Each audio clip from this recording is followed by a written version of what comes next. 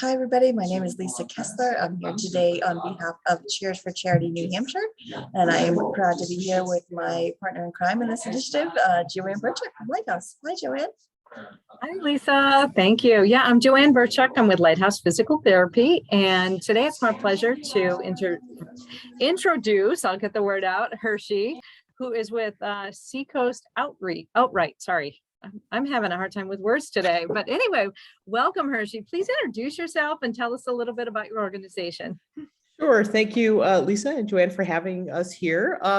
So Seacoast Outright was founded about 28 years ago in 1993, the outcome of a conference at UNH that discussed the need for services and support and advocacy for LGBTQ youth in New Hampshire. And we've been here ever since doing exactly that.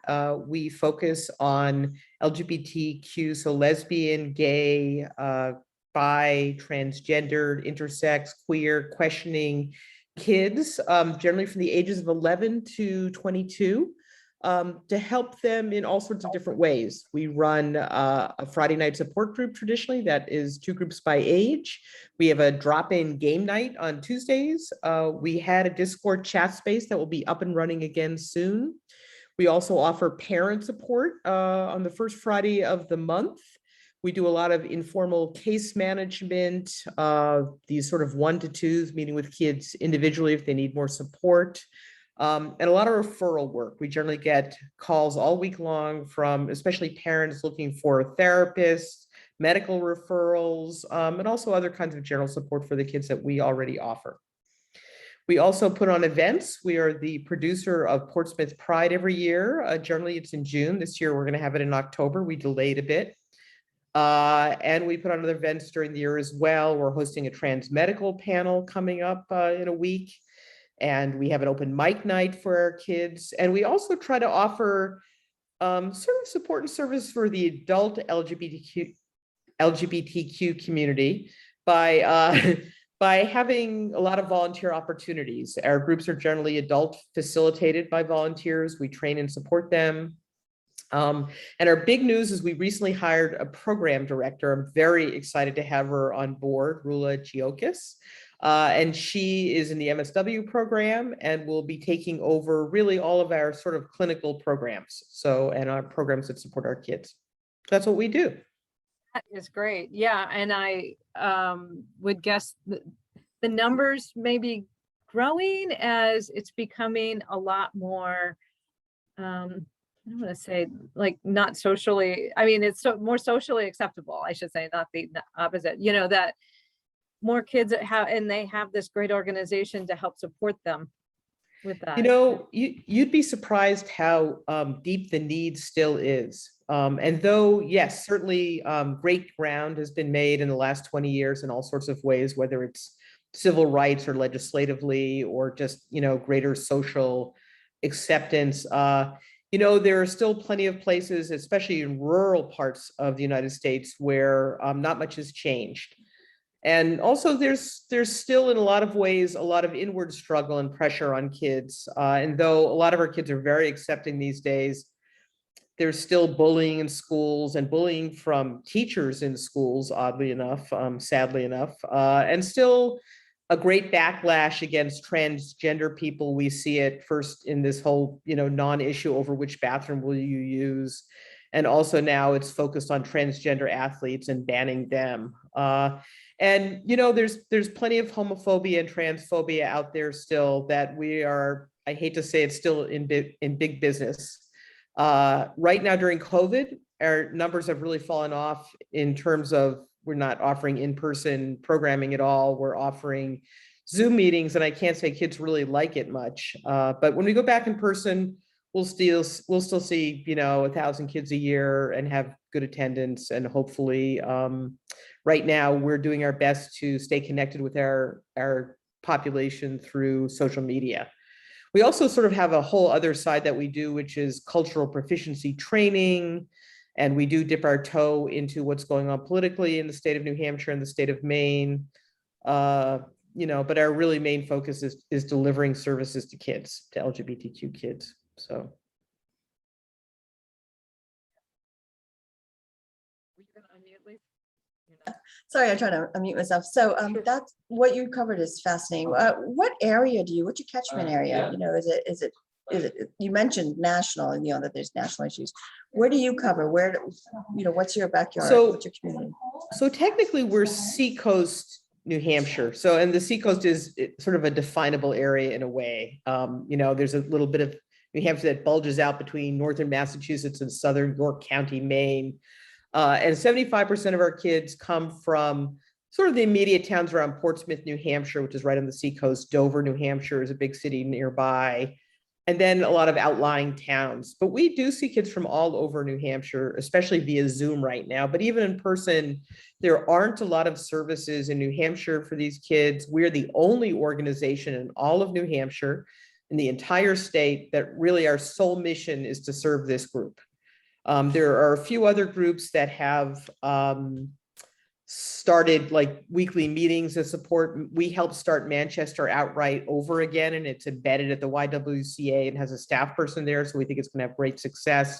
There's Rural Outright on the other side of New Hampshire, but their programming is not, it's sporadic, it's embedded at other organizations. We're the only group serving these kids. And we also, 25% of our kids come from Southern Maine, York County, which is, all the towns almost up to Portland, not quite that, in between that and Portsmouth, New Hampshire. But like I say, during the pandemic, we cover the whole state pretty much. Anyone can attend a Zoom meeting.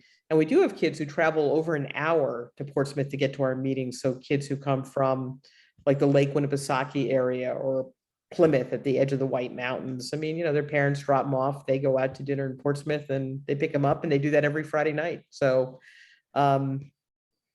That's great. Yeah. So, how do people generally find you? Is So it you can like, always, are the schools reaching out and sending them and letting these kids know where they can get some help? we certainly get a lot of calls from guidance counselors and parents who have already have done their own search to find support. Certainly most people in New Hampshire, and certainly in the Seacoast, we deal with a lot of nonprofits and partner with them and network with them, and they know what we do and we know what they do. So when I have a homeless kid, I'm going to send the kid to Waypoint. They deal with homeless kids in New Hampshire. When they have an LGBTQ kid that needs support, they send them to us. So I think we're pretty well known in most of the school systems we serve and otherwise. But for kids looking for help, they just go to Google. Right? Let's face it, they just go online and they search things. And because of that, we often get kids. I have a kid in Vermont who's reached out for help, even though there's an Outright Vermont right near him. He Googled and found us, and I always pick up my phone to answer calls because it might be a kid just like him looking for help and some support and some comfort and some guidance. And so though we're not a mental health counseling organization, and we don't offer those kind of clinical services yet, we're about to launch into that. We get calls from all over, and occasionally we get calls from other states. We even have people thinking we're Plymouth. Occasionally people think we're Portsmouth in the United Kingdom and get calls from people in England looking for I can't find your office. And like, we're right downtown in Portsmouth. And they're like, but I'm looking on the map and I don't see Highland Street or South Church. And like, oh, and then I realized they're not, they've been emailing the wrong group. So, but generally speaking, your best bet is to go to our website for a lot of information. We're at www.seacoastoutright.org. I think everything's there. We've just rebuilt our website actually. And I like to say we're a tiny organization with a mighty mission. So, I'm always available to answer questions. I get a lot of email and calls. Our program director will start handling those, but we're always happy to talk to a parent who's not in a great space maybe and wants advice. And we've certainly identified, especially this year, how tough things have been for our kids. Definitely increased anxiety, increased depression, and increased need for adult support. And we've been talking with Seacoast Mental Health Centers, one of the 13 public mental health centers funded by the state of New Hampshire and is in our area. And we're going to be partnering with them to provide direct mental health services. So counseling, maybe group counseling, but at least individual counseling. We do send out a referral list, but there are very few people doing this work that specialize in LGBTQ kids, and especially transgender kids and gender identity issues around kids. And so we're not only going to be offering therapists through us, but we're also going to have a private practitioner who specializes in LGBTQ kids do a certificate program in order to try to get more people culturally competent in this population who can provide therapy to our kids. We just need a bigger list, and there just aren't enough people. So That's fascinating. Hershey, just one more quick question is, if people want to either get involved or donate, or, what are the things you need? What are the things that your money, organization- send money. No, just kidding. No, yeah, send money. Yeah, right. Do you take Individual volunteers? donations are great, but foundation support is much more important to us, and grant support. So we're always looking for ideas or connections with people there. We also, we do take volunteers. We have we call it our Queering Space team. They're basically our speakers bureau who does our cultural proficiency training classes with people. We have a social media team. I mean, one thing that COVID really brought me was a lot of people who had time on their hands and were at home and bored and thought this is the best time to volunteer. And it was. And we tried to match people to the skill set or what they wanted to work on. And that, of course, works out better for volunteers. And we put people on teams because people are social and wanted to see people. And so our Queering Spaces team meets every Tuesday night at 7, and our social media team meets every other Thursday. And we had a history project that had a 14-year-old lesbian from Manchester and a 24-year-old gay man from Rye. And we met weekly, and they put together an entire history of our organization and sort of a gay history you can read about, and also archived all of our documents, which are going to go to the Athenaeum in Portsmouth to be kept safe. So, we always have all sorts of volunteer opportunities. I recently advertised that I was looking for somebody who likes sort of tedious, repetitive, meditative tasks, and found myself somebody to work on donor management. We have a variety of things. If people really want to work with kids, I usually caution them. It's not like TV. They're not these, sensitive, needy kids sitting around.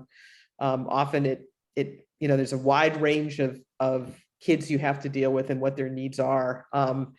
But we're always looking for facilitators, ones that like techie stuff. There's a big need for them right now because we have Discord, and we actually are going to restart our Dungeons and Dragons game and have that going on. So people who like D&D, not me, I'm not good at that stuff. I don't really understand it, but we're looking for dungeon masters. So so there's all sorts of opportunities.